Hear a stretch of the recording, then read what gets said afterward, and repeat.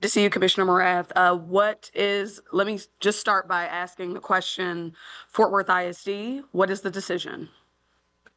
We have announced today that we will be installing a board of managers moving forward in the district. Now, that the announcement today is an announcement that this will be happening. So today, nothing is actually changing inside the district, but we will be posting an application on our website for people who live within Fort Worth who wish to serve on that board of managers, and over the coming months have community meetings and begin the process of interviewing and evaluating individuals to serve on that board. We're looking for a broad group of people with really a wealth of different lived experiences that can represent the district on that governing body, but that are united in their belief that if we, the adults in their lives, can properly support them, that all children can learn and achieve at high levels.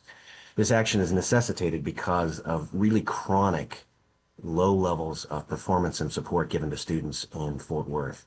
You have, even though there have been some improvements in the last few months in Fort Worth ISD, we've actually seen an increase in the number of chronically underperforming campuses, up to 20 multi-year academically unacceptable campuses in the district. The district itself is only about 34% of kids are meeting grade level in the district. That's fully 16% below state average and way below the numbers in, say, Dallas and Houston, demographically similar districts. So it was really incumbent upon us to ensure that the district and its central office provides the supports needed to the campuses so that kids have access to great schools that can grow in there, it can challenge them and help them to learn how to read, write, do math, and do it at high levels, learn history and science, and really grow in all ways. And so our objective is to intervene for a brief period of time to make the necessary changes so that kids can gain access to great schools and then return it back to the elected board of trustees moving forward. Commissioner, what's a brief period of time? So that is a great question, and the objective is as accomplishing the mission for our kids. And if we think about a district as large as Fort Worth, it is going to be a number of systemic changes that are going to have to happen. Now, again, those are not happening today for people who are parents or staff in the district. The elected board is still in charge. Dr. Molinar is still in charge. This is about preparing for the next school year and beyond.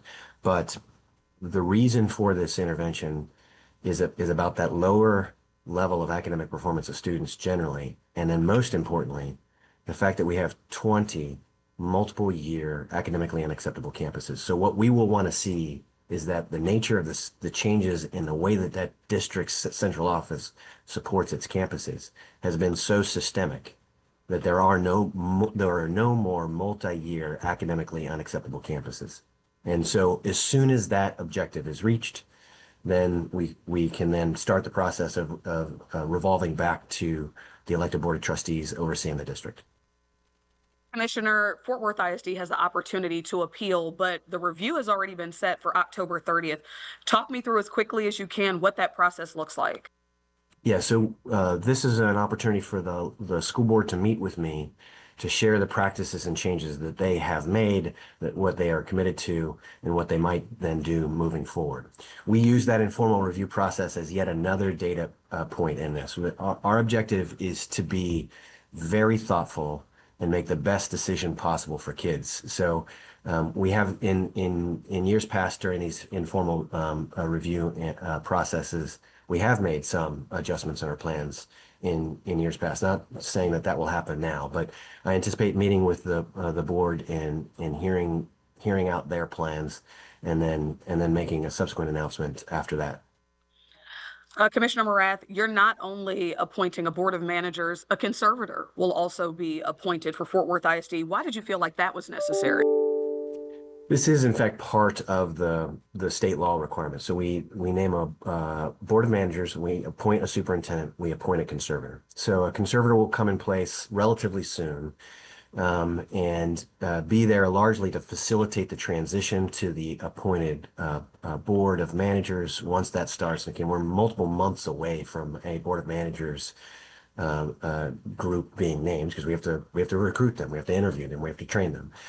So the conservator can start in the meantime and help support that transition and make sure that it's as smooth as possible for the staff and families of the district.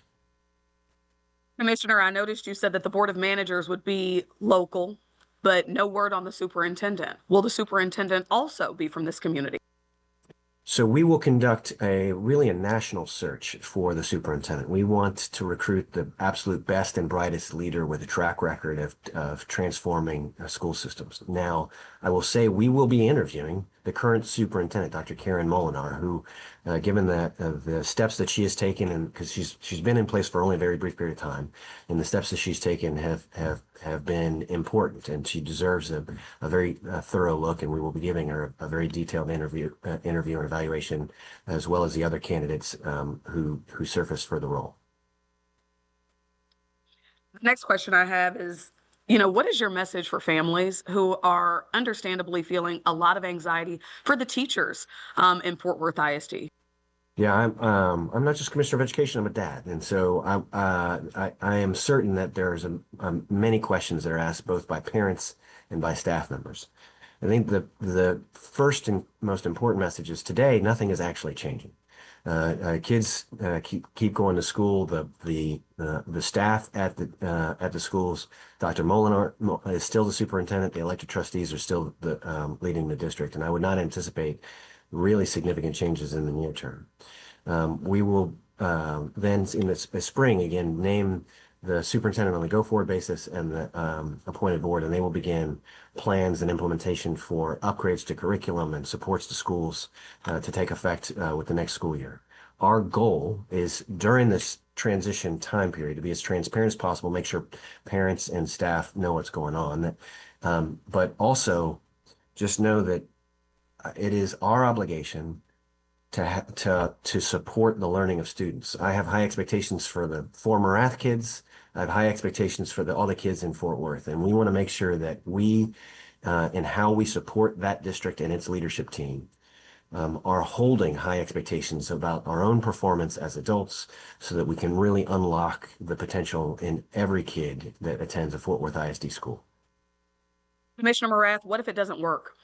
What if a board of managers, a conservator, bringing in a different superintendent, or maybe the same one? What if this process does not lead to improved outcomes in Fort Worth? That is a great question. We have a track record in Texas, thankfully, that is relatively successful. So there have been over 20, 25 years, maybe 7 or 8 board of managers placements.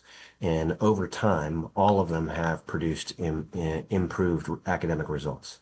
That being said, as you wisely point out, there is no guarantee of how well we will do in the future. So the lens that I bring is to ensure that that leadership team is constantly learning and constantly improving. And if there is backsliding that occurs academically, how do we adjust and how do we get better? And if the new leadership team doesn't produce results, I will make adjustments and to that leadership team because we cannot allow our schools to fail our children, period. And so we are committed to ensuring that we have the best set of systems leaders, school leaders in the country in Fort Worth to give kids what they morally deserve in terms of a loving and rigorous learning environment. Very last We one. are at time. Yeah. Oh, go ahead. Yeah, just one. Go ahead. Last one. Will the community have an opportunity to share feedback and engage on what that board of managers, superintendent, and conservatorship look like?